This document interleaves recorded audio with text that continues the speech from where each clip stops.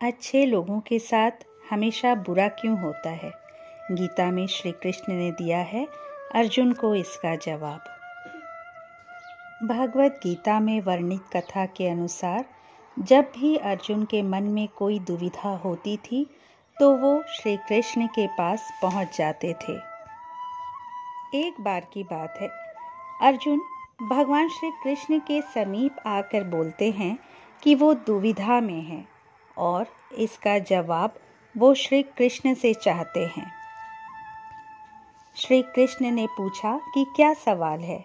अर्जुन ने कहा, मुझे ये जानना है कि अच्छे लोगों के साथ हमेशा बुरा क्यों होता है, वहीं बुरे लोग खुशहाल दिखते हैं।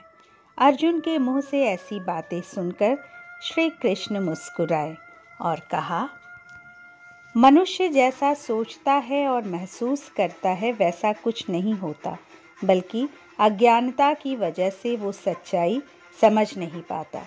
अर्जुन उनकी ये बात समझ नहीं पाए। इसके बाद श्री कृष्ण ने कहा, पार्थ, मैं तुम्हें एक कथा सुनाता हूँ। उसे सुनकर तुम समझ जाओगे कि हर प्राणी को उसके कर्म के हिसाब से ही फल मिलता है। प्रकृति हर किसी को अपनी राह चुनने का मौका देती है। अब वो मनुष्य की इच्छा पर निर्भर करता है कि उसे धर्म की राह चुननी है या फिर अधर्म की। कथा शुरू करते हुए श्री कृष्ण ने कहा कि एक नगर में दो पुरुष रहा करते थे। एक पुरुष व्यापारी था जिसके जीवन में धर्म की बहुत महत्ता थी। वो पूजा पाठ में यकीन रखता था। वो प्रतिदिन मंदिर जाता था और दान धर्म भी करता था और प्रतिदिन भगवान की पूजा अर्चना करता था।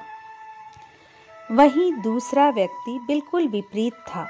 वो हर रोज मंदिर तो जाता था, लेकिन पूजा करने नहीं, बल्कि मंदिर के बाहर रखे जूते चप्पल चुराने। उसे दान और धर्म से कोई लेना देना नहीं था। समय बीतता गया और एक दिन बहुत जोरों की बारिश हुई। उस वजह से मंदिर में पुजारी के अलावा उस दिन कोई नहीं था।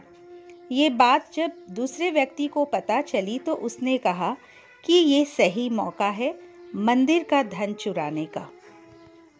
पंडित से नजर बचाकर उसने मंदिर का सारा धन चुरा लिया। उसी समय धर्म कर्म में विश्वास रखने वाला व्यक्ति भी मंदिर पहुंचा। दुर्भाग्य से मंदिर के पुजारी ने उसे ही चोर समझ लिया और चिल्लाने लगे। वहां एकत्र हो गए सारे लोगों ने उसे बहुत मारा।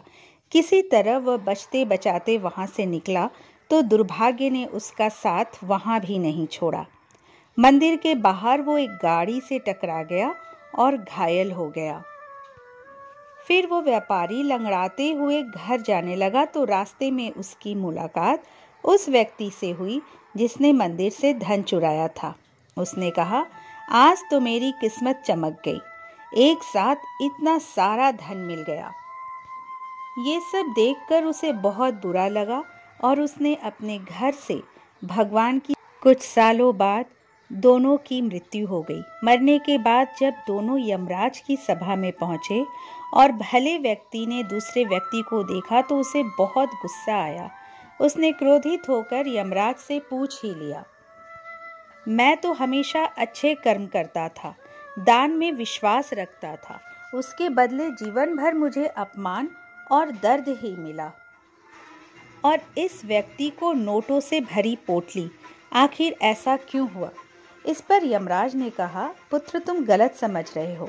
जिस दिन तुम्हारी गाड़ी से टक्कर हुई थी वो दिन तुम्हारे जीवन का आखिरी दिन था, परंतु तुम्हारे अच्छे कर्मों की वजह से तुम्हारी मौत सिर्फ एक छोटी सी चोट में बदल गई। तुम इस दुष्ट व्यक्ति के बारे में जानना चाहते हो? दरअसल इसके भाग्य में राजयोग था, मगर इसके कुकर्मों और अधर्म की वजह से वो सिर्फ एक छोटी सी धन की पोटली में ही बदल गया। कथा सुनाने के बाद श्री कृष्ण अर्जुन से कहते हैं, पार्थ, क्या अब तुम्हें तुम्हारे सवाल का जवाब मिल गया?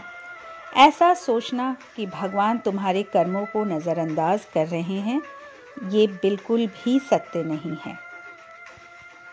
भगवान हमें कब क्या किस रूप में दे रहे हैं मनुष्य को समझ में नहीं आता, मगर आप अच्छे कर्म करते रहें तो भगवान की कृपा हमेशा बनी रहेगी।